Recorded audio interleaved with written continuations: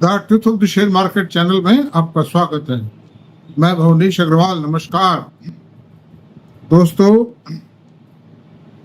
Trump साहब ने आखिरकार 50% ड्यूटी भारत पर लगा ही दी। तो ये जो टैरिफ लगाया है 25% और एक्स्ट्रा, ये स्पष्ट इस बात को दर्शाता है कि भारत के प्रति ट्रंप साहब एक वैमनस्यतापूर्ण बदले की भावना रखते हैं। भारत के बढ़ते कदमों को, भारत के विकास से को दबाने के लिए ये सब उन्होंने किया। वरना ऐसे बहुत से देश हैं जो रशिया से जमकर खरीदारी कर रहे हैं। सारे यूरोपियन देश खरीदारी कर रहे हैं। वहां पूरे यूरोप में रशिया से जो गैस पाइपलाइन आई है उससे रशिया जिंदा है। यूरोपियन कंट्री चल रहे हैं काम। बंद करो ना, उसको लगाओ ना उन पर एंटी ड्यूटी। है चाइना खरीद रहा है ना। चाइना $62 बिलियन का तेल खरीदता है। इंडिया $52 बिलियन का तेल खरीदता है। लगाओ उस पर। ये सब इस बात को दर्शाता है कि भारत को दबाना चाहते हैं। पाकिस्तान की ड्यूटीज, बांग्लादेश की ड्यूटी जो टैरिफ है वो भारत से भी कम है। पहले जो 25% लगाया उससे भी कम। तो वो इस प्रदेश में एक ऐसी स्थिति उत्पन्न करना चाहते हैं ताकि ज्यादा से ज्यादा आतंकवादी पैदा हो। बांग्लादेश, पाकिस्तान, ये सब बांग्लादेश आतंकवाद से ग्रस्त है। यानी पाकिस्तान तो खुद अमेरिका मानता था। मैंने अमेरिका के राष्ट्रपतियों के कईयों के स्टेटमेंट पढ़े, खुद ट्रंप साहब के स्टेटमेंट पढ़े हैं कि जिस आतंकवादी को हम दूसरे देशों में ढूंढते हैं वो मिलता पाकिस्तान में है। बिन लादेन पाकिस्तान में मिला और कई मिले, मौजूद हैं आज भी। ओपनली खुलेआम घूम रहे हैं पाकिस्तानी, जो दुनिया की शांति, कानून और व्यवस्था को चुनौती दे रहे हैं खुलेआम। उन देशों को बजाय आतंकवादी देश घोषित करने के, पनिश करने के, और उनको रिवार्ड दिया, IMF से लोन दिया, दिलवाया उनको। वो काम क्या आएगा? वो पाकिस्तान को पालने के काम आएगा। तो खैर, अब सवाल ये है कि 25% पे हो सकता था कि कुछ थोड़ी बहुत कंपनियां अमेरिका को इंपोर्ट कर पाए, लेकिन 50% पे अब इंपोर्ट कर पाना संभव है। और साथ ही उन्होंने ये धमकी भी दी है कि अगर मुझ पर रेसिप्रोकल टैरिफ लगाया अमेरिका में तो वो इस टैरिफ को और बढ़ा देंगे। तो खैर बढ़ा दो, उससे क्या फर्क पड़ता है। 50% पे भी काम नहीं हो सकता और 500% लगा दे तो भी काम नहीं हो सकता। बात तो एक ही। फार्मा पे भी लगाए ना, फार्मा पे भी लगा दीजिए, लगाओ देंगे फार्मा पे। लेकिन भारत अकेला देश है विश्व में जो जेनेरिक मेडिसिन इतनी सस्ती कीमतों पर अमेरिका को प्रोवाइड कर रहा है। $10 बिलियन की मेडिसिन भारत अमेरिका को एक्सपोर्ट करता है। भारत के लिए बहुत बड़ा बाजार भी है, मैं ये नहीं कहता, लेकिन अमेरिका को भी एक बहुत बड़ी सुविधा है। दूसरी बात मैं कहूँगा कि अब ये लग गया है। अच्छा, दूसरा संकट बाजार में पैदा हो रहा है। दूसरी क्या है कि जो बाजार गिर रहा है उसको ट्रंप टैरिफ से जोड़ रहे हैं। कुछ हो सकता है ट्रंप टैरिफ से देश की अर्थव्यवस्था पर कोई बहुत बड़ा अंतर नहीं आने वाला है। मैं कई बार कह चुका हूँ इस बात। अगर ये ट्रेड करीब करीब बंद ही हो गया, मतलब जो $86 बिलियन का जो एक्सपोर्ट भारत अमेरिका को करता है वो मुश्किल से $20 का रह जाएगा। बाकी $50-60 का एक्सपोर्ट बंद हो जाएगा। और तो ये तो ये बात नहीं। दूसरी बात है कि बाजार में ये जो गिरावट आ रही है ना, ये केवल ट्रंप साहब के एक्शन के कारण नहीं आ रही। ये गिरावट आ रही है, देश की स्थिति है कि कॉर्पोरेट सेक्टर के जो फर्स्ट क्वार्टर के रिजल्ट थे ये खराब आए। इनऑल खराब है रिजल्ट। और मुख्य कारण भी है क्योंकि ये कोई सारी कंपनियां तो एक्सपोर्ट में इन्वॉल्व है नहीं। अमेरिका के एक्सपोर्ट पर बेस्ड नहीं सारी कंपनी। ये परिणाम अच्छे नहीं आए। और मैं आपसे बताता हूँ परिणाम कैसे आए हैं। देखिए, जो सारे इंडेक्सेज जो हैं उनका निचोड़ ये है कि रेवेन्यू 7.62% बढ़ा है, ग्रॉस प्रॉफिट 10.61 बढ़ा है, नेट प्रॉफिट 7.76% बढ़ा है। दूसरी बात है, निफ्टी 50 में रेवेन्यू 7.17% है, ग्रोस प्रॉफिट 12.71% है, नेट प्रॉफिट 12.36% है। लार्ज कैप की पोजीशन ये है, लार्ज कैप मतलब नेक्स्ट निफ्टी नेक्स्ट 50 के शेयर्स हैं, वो लार्ज कैप कैटेगरी में आते हैं।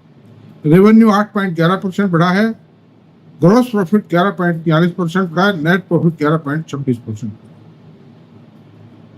और मिड कैप की पोजीशन ये है कि मिड कैप में रेवेन्यू 8.13% बढ़ा है, ग्रोस प्रॉफिट 11.69% बढ़ा है ग्रोस प्रॉफिट, और नेट प्रॉफिट 4.75% बढ़ा है।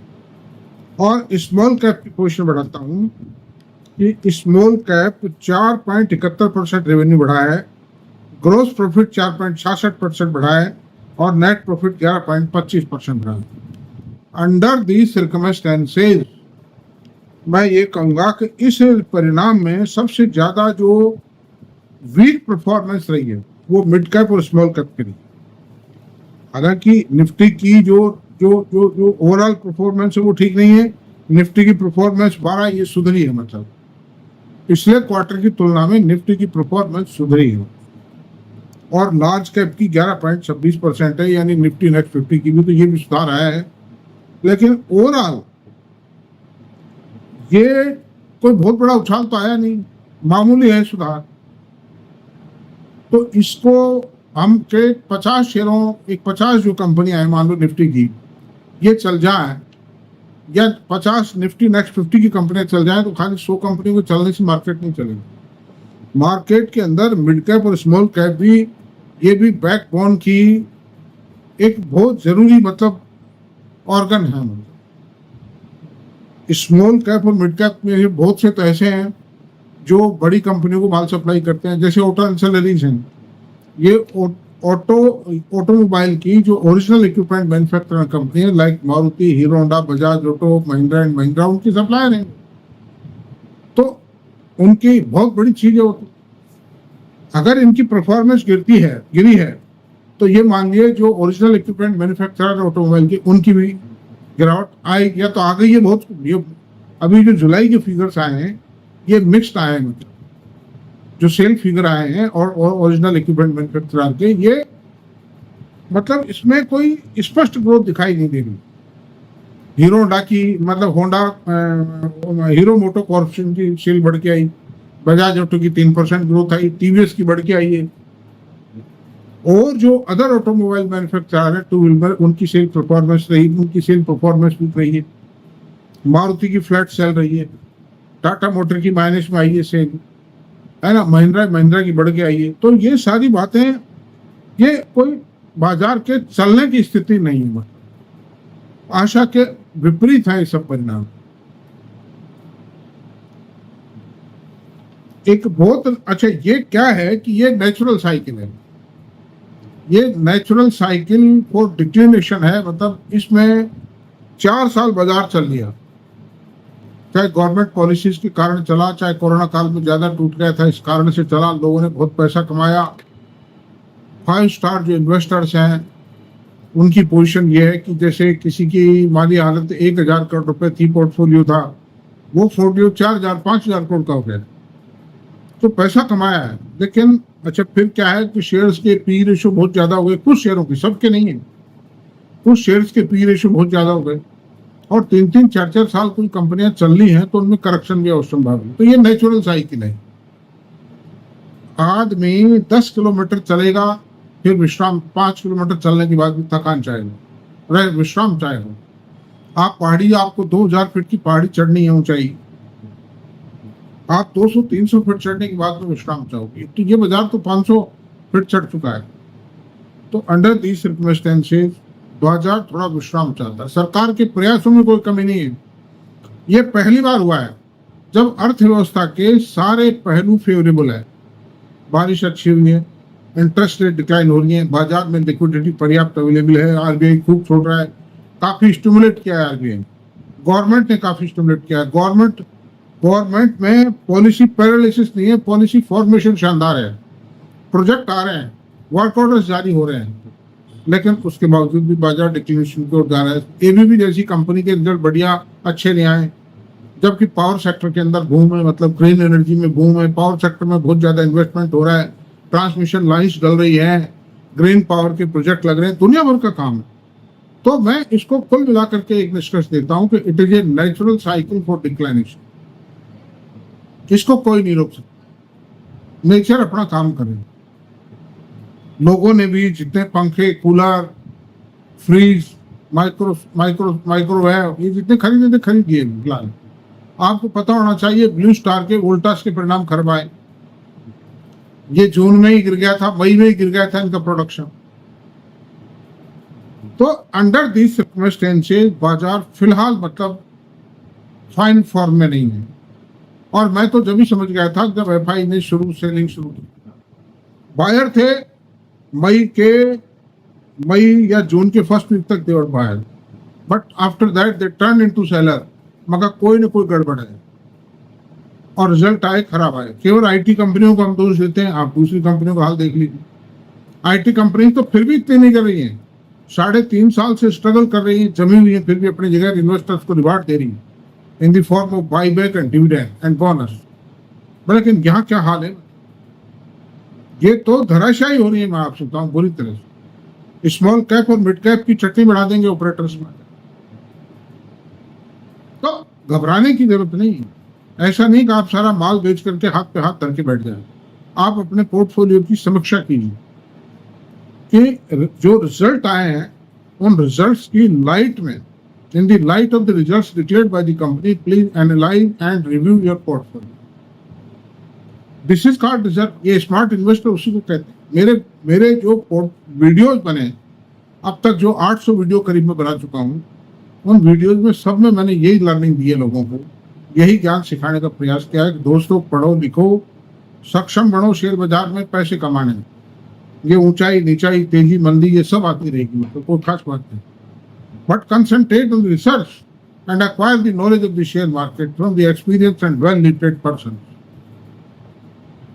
तो ऐसी सूरत में अब सवाल ये है कि इसमें 2 तरह के एस्पेक्ट। एक तो वो कंपनियां जो अमेरिका को एक्सपोर्ट करती, और एक वो कंपनियां जो इस नेचुरल डिक्लाइनेशन साइकिल का शिकार हो।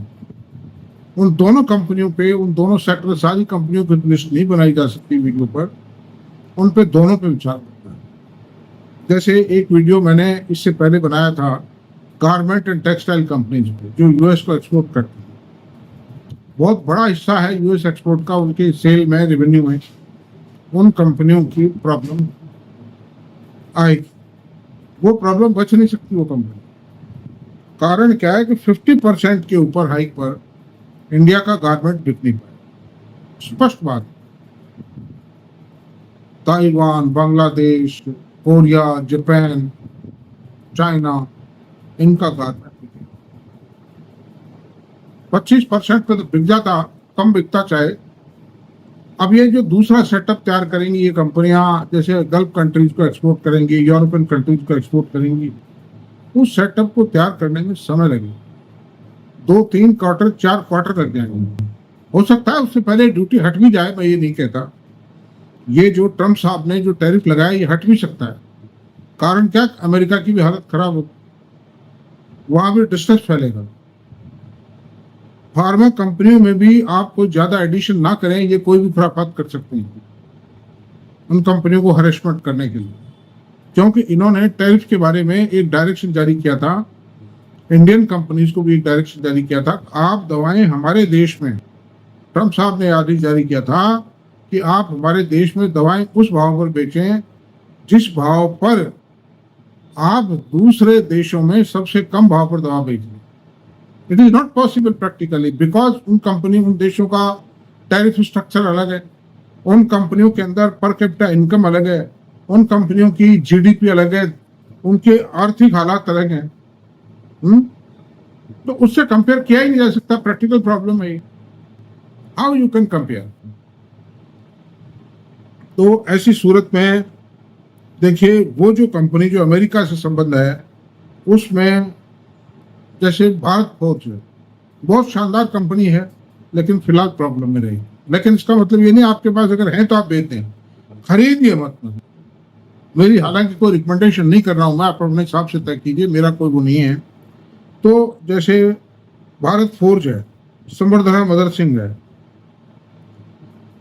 फिर टेक्सटाइल गारमेंट की कंपनियां हैं, और बहुत सी कंपनियां मिल जाएंगी इंजीनियरिंग में, ऑटो इंजीनियरिंग में, जो थोड़ा बहुत एक्सपोर्ट करती हैं। फिर आप ये देखिए कि जैसे फोर्स मोटर है, ये भी एक्सपोर्ट करती है ऑटोमोबाइल इंश्योरेंस। दूसरी बात, गारमेंट की कंपनी आ गई, टेक्सटाइल गारमेंट आ गया, फोर्जिंग कंपनीज आ गई, ऑटो इंश्योरेंस कंपनीज के ऊपर कंसंट्रेट ध्यान दीजिए।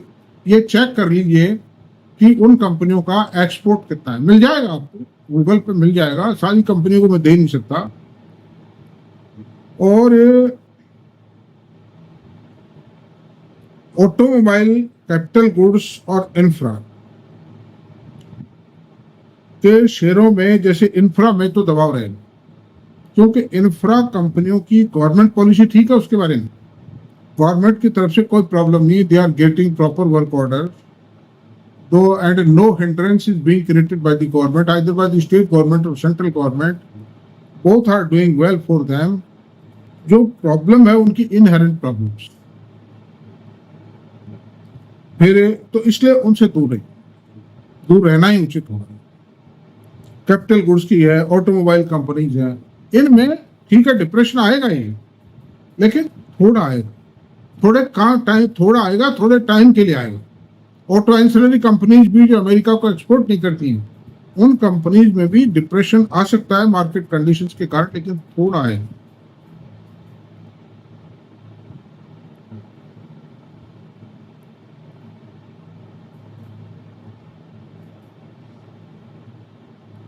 अच्छा, फिर इसमें फार्मा और इलेक्ट्रॉनिक आइटम कंप्लीटली एग्जाम्प्ट है इस टैरिफ से, अभी तक इन पर टैरिफ नहीं लगा, तो उन कंपनियों में फिलहाल तो कोई दिक्कत नहीं है। लेकिन ये ट्रंप साहब हैं तो ये अपने नागरिकों का गला घोट रहे हैं, वह महंगाई आ रही है, बेशुमार महंगाई आ रही है। ये जो टैरिफ का जो बोझ है, चलो भारत पे तो 50% लगा लिया, और कंट्री में 20-30%, 40% है, चाइना में 55% है, वो बर्डन आफ्टर ऑल तो कंज्यूमर पे पड़ेगा। इतने मार्जिन तो है नहीं कि कोई भी सप्लायर इतना जो ये टैरिफ लगाया, इतना घटा अपनी दरों को इसी परसेंटेज से घटा करके और फिर सप्लाई करे, नॉट पॉसिबल। वो तो ultimately the burden will come on the Americans. ये जो अमेरिका फर्स्ट और ओनली अमेरिका की बात करता है, ट्रंप साहब बात करते हैं, ये अमेरिकन्स को मारने का इंतजाम है। 13 लाख करोड़ रुपए का टैरिफ एक्स्ट्रा आया पिछले महीने गवर्नमेंट के पास, जो रेवेन्यू आया है, तो ये अमेरिकन की जेब से गया है, ये कहां से आएगा गवर्नमेंट का? Will pay that. अब सवाल ये उठता है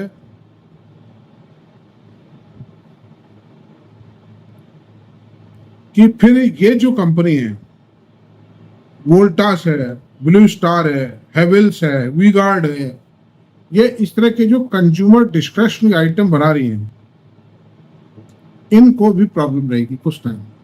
आप ये मानिए कि इन कंपनियों को प्रॉब्लम रहेगी मार्च के बाद ये कंपनियां उठाव खा सकती। एफएमसीजी कंपनियों में कोई दबाव नहीं आएगा, और ये कंपनियां जैसे हिंदुस्तान लीवर है, ब्रिटानिया है, नेस्ले है, गोदरेज कंज्यूमर है, वर्ल्ड ब्रेवरीज है, ये कंपनियां चलें, इन कंपनियों को कोई खतरा नहीं। ठीक है, मतलब बहुत ज्यादा फ्लेयर अप नहीं करेंगी, लेकिन ये चलेंगे।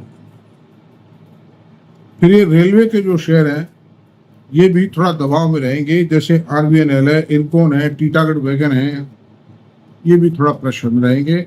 तो दोस्तों, सावधानी की आवश्यकता है, पोर्टफोलियो को रिव्यू कीजिए, बहुत गंभीरता पूर्वक सोच समझ के निर्णय लीजिए। मैंने बहुत कुछ बता दिया, मेरे प्रीवियस वीडियो में बहुत बताया है। बाजार कहीं नहीं जाएगा परमानेंटली, ये नहीं बाजार हमेशा के लिए डूब गया है, ये डुबकियां आती रहती है, मंदी आना आवश्यक है। Correction is the essence of the market, is favourable for the investor. ये नुकसानदायक नहीं है, मैं कहीं भी डिप्रेस नहीं, बाजार गिर रहा है, गिरेगा, ठीक है, गिरता है। करेक्शन का बेनिफिट ये होगा कि एक तो जो आईपीओ आ रहे हैं ना, ये सही कीमत पर आएंगे। फिलहाल कुछ टाइम तो आएंगे ही नहीं, लेकिन बाद में जब आना शुरू होगा ना, तो रीजनेबल रेट पर आएंगे। दूसरी बात है कि जो अच्छे share, small cap, mid cap में भी जो ग्रोइंग शेयर है, ठीक है, उनकी ग्रोथ इस समय रुक सकती है या रुक गई होगी, सबकी नहीं रुकी है, सबकी नहीं रुकी है, कुछ चल रहे हैं, कुछ चलेगी, कुछ की धीमी पड़ेगी, कुछ की दोबारा मिक्स्ड एंड मैच है। तो इसमें क्या होगा कि ये शेयर भी बहुत कुछ आज के 3-4 महीने बाद में बहुत रीजनेबल रेट पे मिल जाए। तो एक correction is always favourable and good for the market.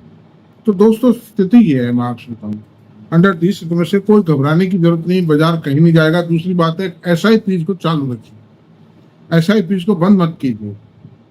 मेरी बहुत बड़ी SIP जाती हैं, मैं बहुत बड़ा इन्वेस्टर हूँ आज, ऐसा नहीं कि मैं छोटा मोटा आदमी हूँ, मेरी भी SIP जाती हैं, जा रही है, ठीक, भारी भरकम ऐसा है। तो म्यूचुअल फंड में पैसा लगाने का मतलब ये नहीं कि मेरी नॉलेज कमजोर है, कुछ उसमें भी लगा देते हैं, ठीक। आदमी को डाइवर्सिफाई करना है। और है क्या कि म्यूचुअल फंडों में जो गिरावट है ना, यूनिट की जो NAV गिरती है, वो जनरल जो मार्केट से में जो गिरावट आती है उसकी तुलना में कम आती है। कारण क्या है कि these mutual funds are very very choosy and selective, और एक खड़ाक में स्विच कर जाते हैं दूसरे पर। मतलब एक आम इन्वेस्टर स्विच करने में सोचता है 10 बातें, ये कुछ नहीं सोचते, पार्शली तो स्विच कर ही जाते हैं ये बल। तो ऐसी सूरत में म्यूचुअल फंडों की परफॉर्मेंस भी बहुत शानदार रहेगी, अच्छी रहेगी। डिप्रेस आएगी बीच में, NAV घटेंगे, इनके घटेंगे, घटते आए बीच बीच में, लेकिन फिर भी पैसा तो खूब दिया ही है। आप 10 साल का, 15 साल का, 20 साल का, 8 साल की हिस्ट्री उठा के देख लिए किसी भी म्यूचुअल फंड की, they have given a good reward to the unit holders। बुरी चीज नहीं हो। तो थैंक यू वेरी मच, इतना काफी है, मिलते रहेंगे, अपन बातचीत करते रहेंगे। Thank you very much. अगर पसंद आया हो तो प्लीज सब्सक्राइब कर दें। और दूसरा, मेरा जो ऐप है, जो एजुकेशनल ऐप है, प्योरली जो बुक लिख रहा हूँ मैं, I am writing a book on the share market, उस बुक को आप देख लें, 1 महीने की मेंबरशिप लेके देख लें, उसको टेस्ट कर लें। आपको पसंद आए तो कंटिन्यू कीजिए, अदरवाइज मत कीजिए। I will continue to write, और मैं बहुत ही कॉम्प्रिहेंसिव विचार है, बहुत प्रैक्टिकल थिंग्स मैं लिख रहा हूँ। थैंक यू, सब्सक्राइब कर दें पसंद आया।